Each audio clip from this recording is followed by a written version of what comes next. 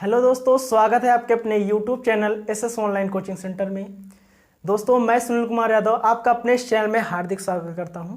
दोस्तों, class 10th और 12th के लिए आईयूपीएससी सिस्टम चल रहा था और ये आईयूपीएससी सिस्टम का पार्ट 3 है। अगर आपने पार्ट 1 और पार्ट 2 को नहीं देखा है तो डिस्क्रिप्शन में लिंक दिया है, लिंक पर जाकर वीडियो को देख सकते हो। पहले वीडियो में मैंने बेहतरीन तरीके से पूरा आईयूपीएससी का एक बढ़िया से एक बैकग्राउंड बनाया गया था। उसके बाद दूसरे में हमने एल्केन का नामांकन करना सीखा। अब जो है दोस्तों तीसरा वीडियो है, इसमें हम दोस्तों किसका नामांकन करना सीखेंगे? एल्कीन का।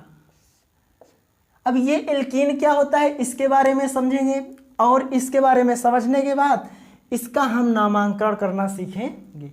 एक आध दो एग्जाम्पल के थ्रू आपको चीज़ों को क्लियर कराने की कोशिश करेंगे। तो दोस्तों, अगर यार चैनल पर नए हो तो फिर से कहता हूँ, चैनल को लाइक कर लो, शेयर करो और सब्सक्राइब करो। एल्कीन का सामान्य सूत्र होता है CnH2n, क्योंकि जो एल्केन था उसका सामान्य सूत्र था CnH2n+2। एल्कीन का है CnH2n। इसमें बेटा कार्बन कार्बन के बीच डबल बॉन्ड पाया जाता है। कार्बन कार्बन के बीच डबल बॉन्ड पाया जाता है, जिसमें एक आपका सिग्मा बॉन्ड होता है तो जो दूसरा होता है ये होता है पाई बॉन्ड। ये भी पता होना चाहिए कि कार्बन कार्बन के बीच जो ये डबल बॉन्ड है इसमें एक सिग्मा बॉन्ड है तो दूसरा पाई बॉन्ड है। और यहाँ पर एक चीज़ आपको बता दूं कि जो इसमें यन होता है ये ग्रेटर देन 1 होता है। यन जो है हमेशा ग्रेटर देन 1 होता है। ये चीज़ आपको कोई बताता नहीं है। देखिए, यन ग्रेटर देन 1 होने का मतलब क्या है समझो पहले।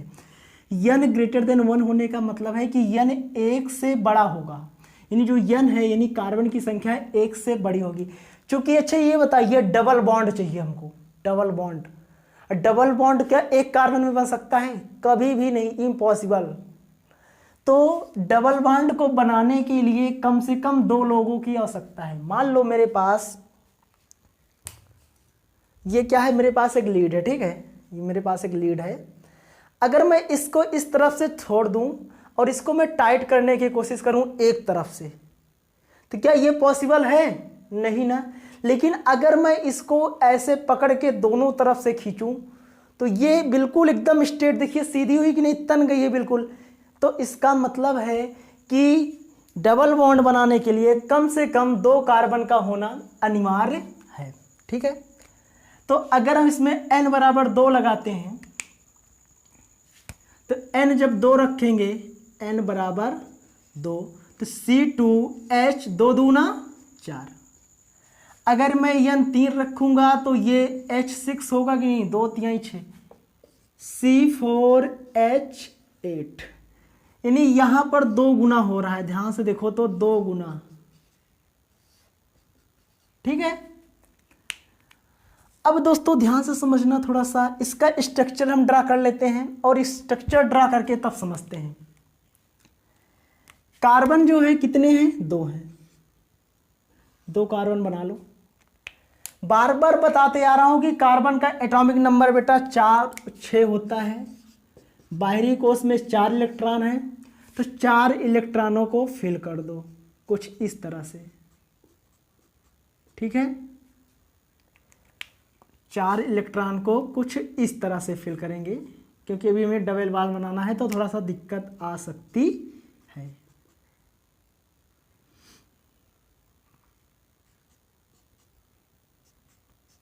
ठीक है, ये चीजें समझ में आ गई होंगी। अब उसके बाद हाइड्रोजन कितने हैं बेटा? 4 हाइड्रोजन है। एक हाइड्रोजन को मैं यहाँ पर बैठा देता हूँ, एक को यहाँ पर, एक को यहाँ पर और एक को यहाँ पर। इसके बाहरी कोश में 1 इलेक्ट्रॉन होता है, क्योंकि हाइड्रोजन का एटॉमिक नंबर 1 होता है, बाहरी कोश में भी 1 इलेक्ट्रॉन होता है। अब चलो सब लोग अपना अपना साझा करेंगे। ये इससे अपना 1 इलेक्ट्रॉन ले लेगा तो इसका 2 हो जाएगा। ये इससे लेगा, ये इससे लेगा और ये इससे लेगा, तो फाइनली जो ये है ये बेटा सबसे लेगा। ये जो है सबसे लेगा, ठीक है। 4 2 6 2 8। समझना, थोड़ा सा मिस्टेक हो गया है, थोड़ा सा फिर से बता देता हूं आपको।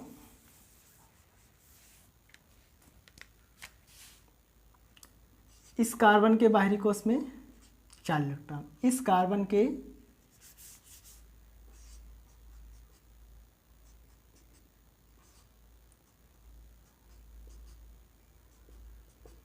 हाइड्रोजन को लगा दो।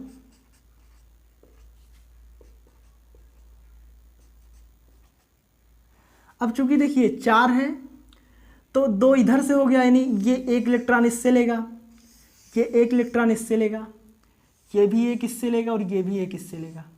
चूंकि अब देखिए इसका देखिए 1 2 3 4 2 6, तो 2 इससे ले लेगा और ये भी जो है 2 इससे ले लेगा। तो ध्यान से देखिए जो कॉमन में मिला है यहाँ पर कितने इलेक्ट्रॉन मिल रहे हैं, 4 इलेक्ट्रॉन है कि नहीं, 2 2 4, और 4 इलेक्ट्रॉन का मतलब कितने बंध, 2 बंध। तो इसका स्ट्रक्चर कुछ इस तरह से हो गया। इधर देखिए कितने हाइड्रोजन है बेटा, 1 हाइड्रोजन 2 हाइड्रोजन 1 हाइड्रोजन 2 हाइड्रोजन। अब कार्बन कार्बन की भी डबल बॉन्ड क्यों है, क्योंकि 4 इलेक्ट्रॉन होने के कारण 2 बंध बने, ठीक है। और इसका नाम क्या होगा, तो सिंपल सा है, नंबर ऑफ कार्बन 2 है, 8 हो गया। डबल बॉन्ड है क्योंकि ये एल्कीन है, इसमें लास्ट में ईन जुड़ता है, तो ये आपका हो गया एथीन। क्या हो गया दोस्तों, एथीन हो गया, ठीक है। और इसका नाम होता है एथिलीन भी होता है, आपको समझ में आना चाहिए, ये चीज़ भी पता होनी चाहिए। इसका नाम एथीन भी होता है और एथिलीन भी होता है। अब दोस्तों आई हो कि आपको कॉन्सेप्ट समझ में आ गया होगा। इसी तरह इसका करोगे तो वो आपका हो जाएगा प्रोपीन, आगे करोगे तो ब्यूटीन हो जाएगा, ठीक है। लेकिन ब्यूटीन के अकॉर्डिंग अभी समझना थोड़ा सा, ब्यूटीन तो हो सकता है, लेकिन अगर 2 ब्यूटीन की बात हो या 4 ब्यूटीन की बात हो, इस तरह से भी बातें क्लियर करना है हमको। क्योंकि अगर मान लो चलो C4H8 का स्ट्रक्चर ड्रा करते हैं, तो पहले नंबर तो कार्बन कितने हैं, 4, 1 2 3 4, ठीक है। अब 4 कार्बन हो गए। अच्छी चीज़ ये बताओ, ये पता है कि जो ये आपको दिया गया है ये एल्कीन है, क्योंकि दुगुना है, 4 दूनी 8। तो चूंकि कहीं ना कहीं कार्बन कार्बन के बीच डबल बॉन्ड लगेगा। अब हम कहीं पर भी लगा सकते हैं बेटा, यहाँ पर भी, यहाँ पर भी, यहाँ पर भी, कहीं पर भी लगा सकते हैं। जहाँ पर डबल बॉन्ड लगाएंगे फिर उधर से ही अंकन करना शुरू करेंगे, यानी जहाँ से नज़दीक होगा। तो यहाँ पर आपको जो IUPAC दिया जाता है, इसमें देखो कितने बन सकते हैं। अगर मान लो मैं यहाँ डबल बॉन्ड लगा दूँ तो यहाँ पर हर जगह एकल बंध होगा।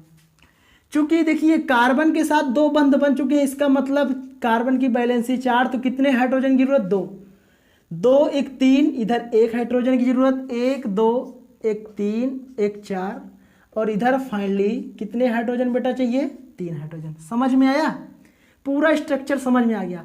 और इसका नाम क्या होगा दोस्तों, 1 1 2 3 4, 4 पर क्या है दोस्तों, ब्यूट है, तो 1 ब्यूटीन। दोस्तों ये 1 ब्यूटेन भी बन सकता है और ये 2 ब्यूटीन भी बन सकता है। एक चीज़ आप दिमाग में रखना, क्योंकि ये जो डबल बॉन्ड है, ये डबल बॉन्ड खसक के यहाँ पर भी लग सकता है, ये डबल बॉन्ड यहाँ पर भी लग सकता है, और फाइनली फिर वही होगा कि यहाँ पर हाइड्रोजन बढ़ जाएंगे और यहाँ से ये जो है आपका हाइड्रोजन सही है, बाकी 2 1 3 1 4, और इसका नाम पड़ जाएगा बेटा फिर 2 ब्यूटेन, और फिर यहाँ से 1 हाइड्रोजन को निकाल देंगे।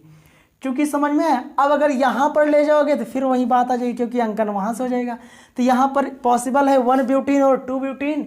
और एक चीज़ होना चाहिए कि अगर जिधर से डबल बॉन्ड नज़दीक हो अंकन वहाँ से करना है, जिधर से डबल बॉन्ड नज़दीक हो अंकन वहाँ से करना है। समझ में आ गया होगा।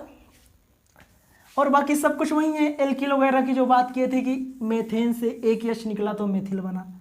अच्छा चलो एक चीज़ मैं बताता हूँ। यहाँ पर मान लो आपको दे दिया जाए 2 मेथिल पेंटीन, तो इसका हम नामांकन कैसे करेंगे। पहले तो यहाँ पर आइए आप पेंट, पेंट पर कितने कार्बन, 5 कार्बन को बना लो। जो इन लगा है और इन्होंने ये नहीं कहा किस पर डबल बॉन्ड लगाना है, क्योंकि हम कहीं पर भी लगा सकते हैं। यहाँ पर लगा दिए और 2 पर मेथिल भी जोड़ना है तो CH3 जोड़ दो। अब बाकी हर जगह पर एकल बंध लगा दो। अब दोस्तों देखिए बैलेंसी को पूरा करिए। कार्बन का देखो 2 बंध बना हुआ है, तो इसका मतलब इसको कितने हाइड्रोजन की जरूरत है, 2। क्योंकि यहाँ पर कार्बन की बैलेंसी कंप्लीट है, 4 है, यहाँ पर 2 है तो 2 हाइड्रोजन जुड़ जाएगा, और यहाँ पर भी 2 हाइड्रोजन जुड़ जाएगा, और यहाँ पर भी 2 हाइड्रोजन, क्या 3 हाइड्रोजन जुड़ेगा, क्योंकि कार्बन को 4 बंध की आवश्यकता है, तो एक ऑलरेडी पहले से है तो 3 बंध और चाहिए। तो आपको किस तरह से देखिए आसानी से समझ में आ गया होगा कि किस तरह से दोस्तों हम एल्कीन का नामांकन करते हैं। अब धीरे धीरे देखिए अभी एल्कीन समझ में आ गया, अब हम नेक्स्ट वीडियो में एल्काइन के बारे में बात करेंगे, क्योंकि फिर एल्काइन खत्म हो जाएगा तो फिर हम क्रियात्मक समूह के बारे में बात करेंगे, एल्कोहल, एल्डिहाइड, कीटोन, कार्बोक्सिलिक, जो भी आपके ग्रुप है, ईथर वगैरह, ये सब क्लियर करा लेने के बाद फिर हम चलेंगे टॉपिक की तरफ। ठीक है बेटा, तो आपको चीज़ें आसानी से क्लियर होंगी। आप लोग अच्छे से वीडियो को देखिए और चैनल को लाइक, शेयर और सब्सक्राइब करिए, और जो भी डाउट हो आप लोग हमसे कमेंट करके पूछ सकते हो। तो दोस्तों मिलते हैं नेक्स्ट वीडियो में।